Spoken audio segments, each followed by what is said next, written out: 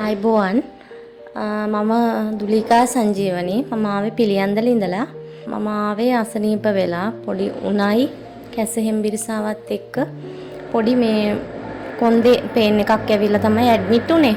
ඉතින් දැන් මං දවස් දෙකක් වෙනවා. දැන් හොඳ සුව තත්ත්වයෙන් ඉන්නවා.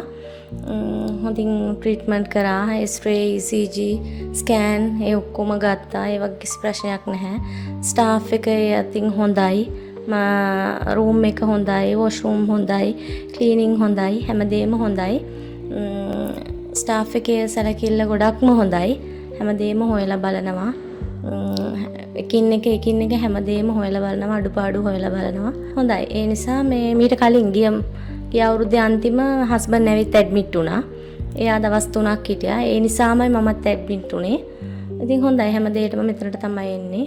හොඳයි. මම ඉතින් අනුමත කරනවා ආවින්න මෙඩිකෙයාර් සෙන්ටර් එක හැමෝටම හොඳයි ඇවිල්ලා හොඳ සේවාවක් ලබා ගන්න පුළුවන් කියලා. බොහොම ස්තුතියි.